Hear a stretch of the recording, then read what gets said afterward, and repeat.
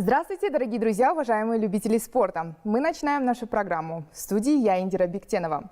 Я с удовольствием представляю гостя нашей студии. Это мастер спорта международного класса по триатлону Даран Конуспаев. Здравствуйте, Даран. Здравствуйте, Индира. Добро пожаловать к нам в студию. Спасибо, что пригласили. Ага. Как ваши дела, как настроение? Все отлично, переживаю немного. Не переживайте, все будет хорошо.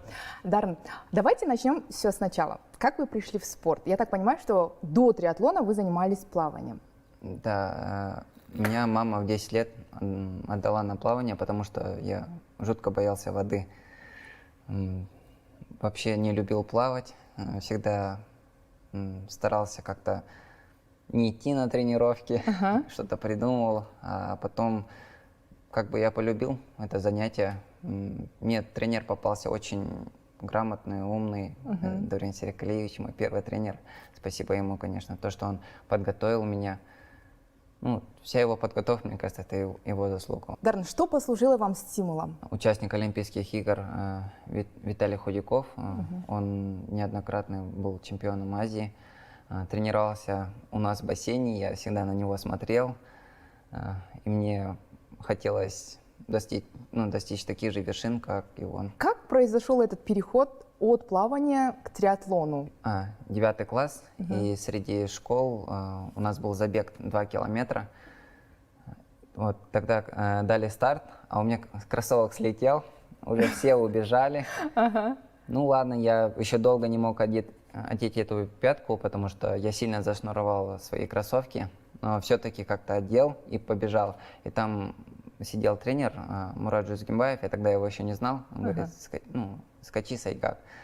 Я уже на первом круге, там 1 километр был, я всех догнал, а потом еще и обогнал на метрах 500, и все в шоке были. Потом подошли ко мне тренера, начали звать, давай в легкую атлетику, в плавание, у тебя перспектив не будет, начали так говорить. А я сказал, просто в шутку, если будет соревнование по триатлону, зовите, я с удовольствием. Просто хотел себя попробовать в этом спорте. В интернете видел, а сам в Казахстане знал то, что он не популярный вид спорта. И примерно через полгода случайно я просто бегал на стадионе и увидел этого тренера. И он мне говорит, поехали на Иссык-Куль на сбор, а потом чемпионат Центральной Азии будет город Кокшетау по триатлону. Я согласился, на следующий день мне дали мой первый велосипед, поехал на сбор, я бегал с Гульжанат, она была участником Олимпийских игр в Рио по марафону. Я с ней тренировался около месяца, а потом встретился с командой сборной по триатлону Шымкента, там был тренер Данбай Алимбай. Он мне дал велосипедную форму, потому что я очень долгое время катался просто в шортах, без какой-либо экипировки. Форма, конечно, была большая, я в ней утонул. Ничего, тренировался, и с ним на велосипеде катался всего лишь около 20 дней, но первый же старт в Центральной Азии я занял первое место, и все были в шоке, потому что мне на финише даже остановили, сказали, тебе еще надо 1 круг добежать. Просто меня никто в жизни не видел, а я говорю, я уже все, я первый. Зашел не на финиш. Да. Тогда все были потрясены. Новенький пришел, и тут сразу первое место, а там были пацаны, которые по 3 года занимались. И после этого меня как бы затянули в триатлон за то, что я вообще сам с Талдыкургана, у нас не было федерации в нашей области, и поэтому я выступал больше года за Шымкент. Понятно. Да, а только потом вернулся в свой город. Видишь, как все хорошо сложилось, да? Начал с плавания, а потом сейчас занимаешься триатлоном. Вот скажи мне, пожалуйста, я так понимаю, что плавание твой любимый сегмент? Если ты раньше занимался плаванием. Или я ошибаюсь? Да, я очень обожаю плавать, но это не мой самый сильный сегмент. У меня это бег. Я тоже многократный чемпион Казахстана по легкой атлетике. И Ну, получается лучше всего бег, но люблю плавание почему-то. Как обстоят дела с вело? А вело у меня, можно сказать, сильное. Я никогда не отстаю ни от какой пачки, иногда даже догоняю. А, Ну, велосипед я не люблю, потому что там надо долго сидеть на седле. Это не так приятно. А в бассейне расслабляешься, нервы отдыхают. Очень любимое занятие. Спортсмен, например, переходит с одного вида спорта в другой. А в твоем случае с плавания в триатлон, с какими сложностями столкнется, вот, если в будущем для тех, кто хочет, например, связать свою жизнь с триатлоном? Может, какие-то есть моменты, на которых нужно заострить внимание? То есть это же не просто ты занимался плаванием, потом перешел в триатлон. Ну, многие вообще любители или бывшие пловцы, когда переходят на триатлон, они в первую очередь велосипеда боятся. Вот это повороты, там еще это шоссейник же, он не такой удобный, как горный. Многие на горном катаются. Как преодолеть этот страх? Так, я сам не знаю, потому что у меня страха не было. Но это в основном у девушек постоянно страх. А у меня сразу была уверенность. Бывало, я боялся в группе кататься, потому что я иногда кого-то задену, и как будто сейчас завал будет. Да, в пилотоне нужно быть Да. очень осторожным. Да. К этому привыкаешь. Максимум 3 месяца я уже катался свободно, ничего не боясь. Занятия спортом, выступление на соревнованиях – это борьба с самим собой. Да, То есть в первую очередь. в какой-то момент, если ты пожалеешь себя, это означает, что ты проиграл. Но если ты соберешь волю в кулак и добежишь до финиша, то ты будешь вознагражден. В таких сложных моментах, в переломных моментах, как себя мотивировать? Как себя мотивировать? Так, я вообще такой человек, который не любит сходить с дистанции. Даже если я плохо себя чувствую, я до конца дойду. Вот это было на последнем Кубке Азии. У меня ужасно заболела печень или 2 бока. Я шел немного пешком даже, но я дошел до финиша. Это сила воли или это все-таки опыт? Это сила воли больше. Опыт в этом не поможет. С 2016 года выступаешь на соревнованиях по триатлону, правильно? Да. Самый удачный старт для тебя, который запомнился? Это в этом году чемпионат Азии в категории Ю-23. Я занял 1 место. На меня хорошо поработала команда, в особенности Семен Пивоваров. Он мне помог с плавательным этапом, так как он у меня не самый сильный. Он помог мне выплыть, потом доехали все вместе на велосипеде. Я в основном отдыхал, потому что я готовился на бег, сидел всегда сзади. Думал, пусть они едут, а я отдохну. А на бег вышел очень свежий, еще подготовка была хорошая. И бежал, и всех как стоячих вот так фук-фук. Не могу объяснить по-другому. Как на 2-м круге я уже был первым и просто держал свою позицию. Дальше не так сильно напрягался. И все. Опиши свои эмоции на пьедестале почета, когда ты стоял. У меня улыбка с лица не уходила, это само по себе происходило, особенно еще когда гимн начал играть, вообще так, приятно внутри все переворачивалось. Еще у меня есть, считаю успешным выступлением, это в Швеции был чемпионат мира, я там был самым молодым участником.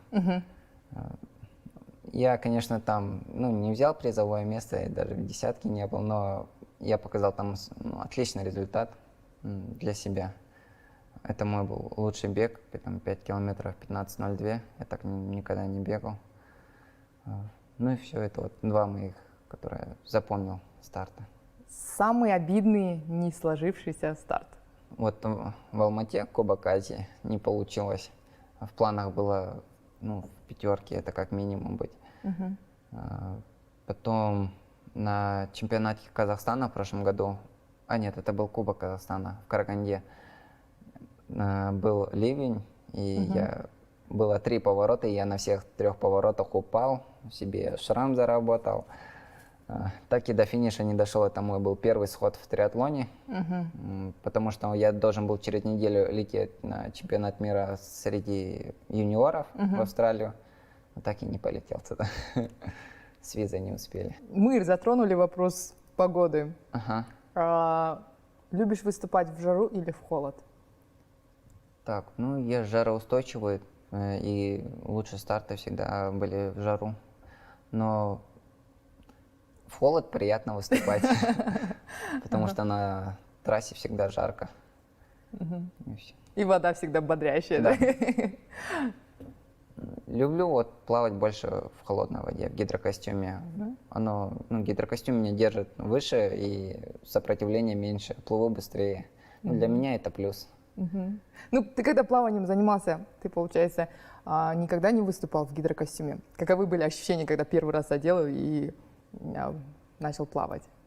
Первая мысль: вау, ноги не тонут. Это да. Всегда ноги тонут, ноги тяжелые. А тут лег и лежу вообще. Еще тепло самое главное. Не замерзаешь. Ну, вот эти первые ощущения были. Мне очень Улучшил понравилось. секунды, да? Ну, да, само собой.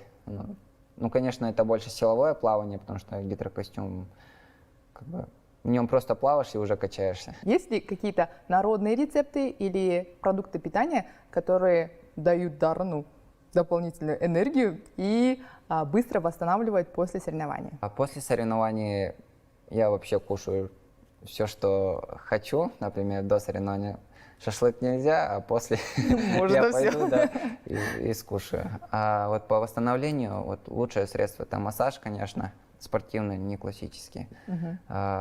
Потом долгая заминка. Это очень помогает. Например, после старта не надо вот так идти, валяться. Лучше вечером выйти на пробежку и всю молочную кислоту разогнать по всему телу. Мы знаем, что физическая подготовка в любом спорте очень важна.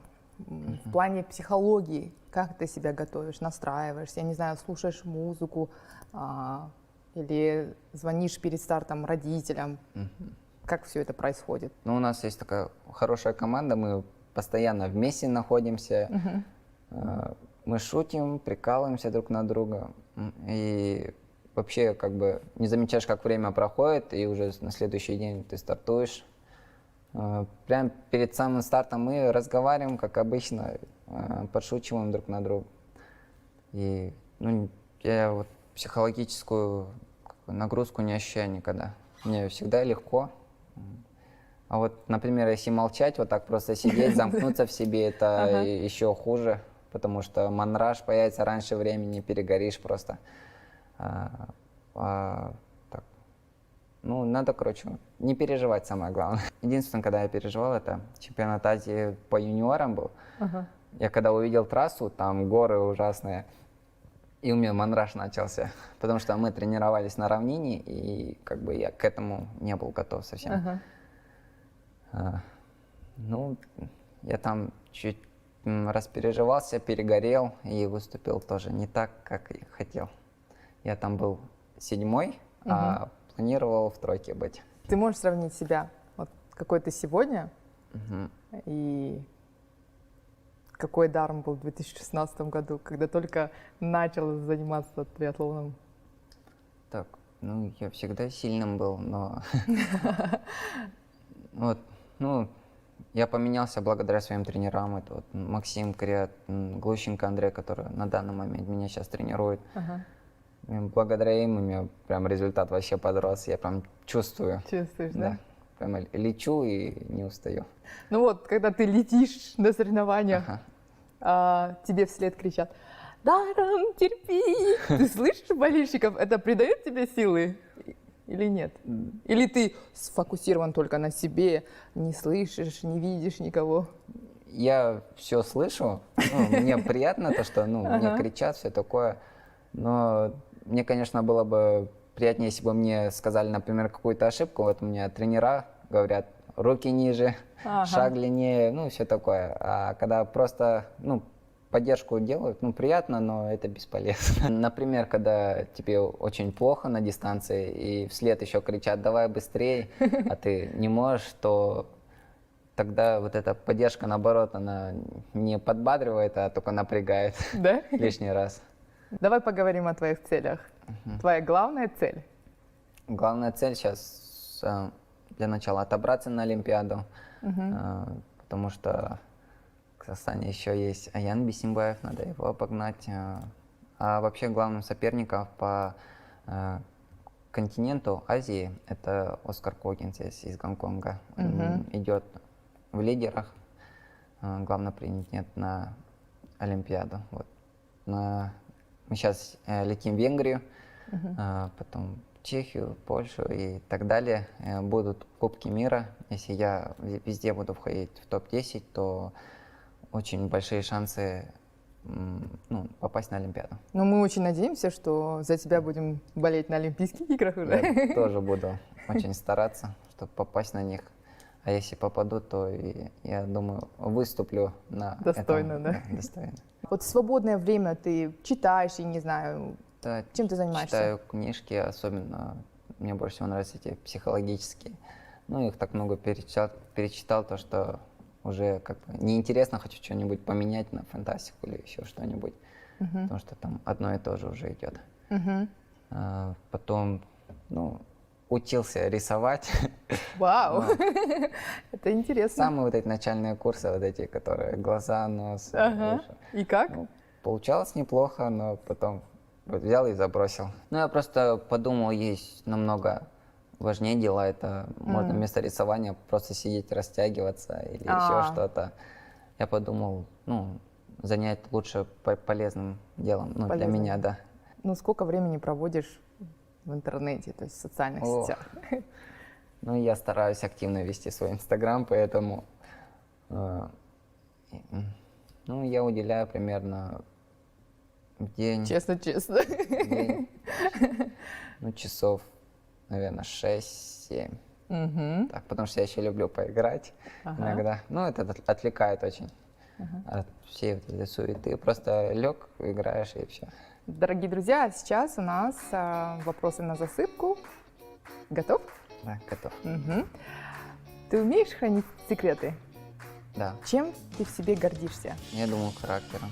Ты умеешь готовить? Да, умею. Коронные блюда? Что хочу, бешбармак, кувырдак, без разницы. Вау! Бешбармак я с тестом не вожусь, но только готовое тесто, остальное все могу сделать. Твой идеальный день? Отдыхать я тоже не люблю. Например, просто 2 легкие тренировки, наверное. Как бы описали тебя твои друзья? Веселый, душа компании. Активный или пассивный отдых? Активный, конечно. Да. Футбол поиграть там, догонялки. Конечно, давно не играем. Закончи предложение. Моя хорошая привычка – это… Вставать рано по утру. Моя плохая привычка. Засыпать поздно. А как бы ты себя описал в 3 словах? Скромный, быстрый, сильный. Твой любимый час из 24 часов? Обед примерно сейчас. Да? Обеденное время? Да. 5 умножить на 5 сколько? 25. Если все сложится идеально, каким ты себя видишь через 10 лет? Через 10 лет? Ага. Еще где-то на одной Олимпиаде. К сожалению, отведенное нам время подошло к концу. Напоследок хотелось бы услышать от тебя лайфхак любителям триатлона и пожелания нашим телезрителям. Лайфхаков таковых нету. Это все надо тренировать. Но лишним не будет, если вы перед стартом выпьете побольше воды, тогда ваши бока болеть не будут. И пожелаю, чтобы вы болели за нас, поддерживали. Мы постараемся не разочаровать вас. Спасибо большое за интересную беседу, Даррен. Удачи тебе не только на всех стартах, но и в жизни. Спасибо большое. Дорогие друзья, мы на этом завершаем нашу программу. Я же напомню, что сегодня у нас в гостях был мастер спорта международного класса по триатлону Даррен Конспаев. Занимайтесь спортом, смотрите Казспорт. Всего доброго!